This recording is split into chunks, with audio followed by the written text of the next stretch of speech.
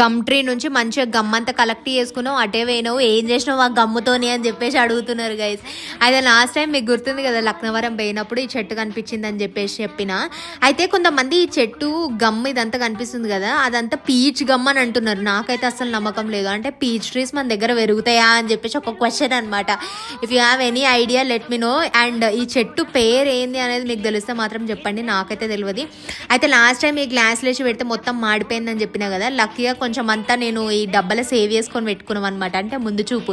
So దీంట్లో నీళ్ళు add చేసి పెట్టేసి మంచిగా అని చెప్పేసి అన్నారు, మెల్ట్ అయిపోతుంది అని అన్నారు. అయితే సేమ్ లైట్గా లూక్ వామ్ వాటర్ యాడ్ చేసి వదిలేసిన ఓవర్ నైట్. పొద్దున్న లేచే వరకు ఇట్లా అయిందనమాట. నాకైతే చూస్తే చిన్నప్పుడు ఈ క్యామ్లిన్ బ్లూ కలర్ డబ్బాలో ఒక గమ్ వచ్చేది కదా, కంపు వాసన వచ్చేది, కానీ పేపర్లో అయితే మంచిగానే అతుక్కునేవి.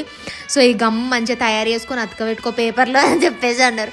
90s కిడ్స్ గమ్ అంట ఇది. పేపర్ అయితే అతకబెట్టడానికి ట్రై చేసిన గైస్, మంచిగానే అతుక్కుంది. అండ్ ఇది as the time passes light గా ఇట్లా క్రిస్టల్స్, గోంద్ కటీరా ఉంటది కదా, గోంద్ వాటర్ లేసి ఇట్లా మెల్ట్ అయ్యి క్రిస్టల్స్ లెక్క అయితే సేమ్ అట్లే అనిపించింది. నాకైతే తిన్నకి ధైర్యం లేదు. మీరు తిన్నారా ఎప్పుడన్నా ఈ చెట్టుది?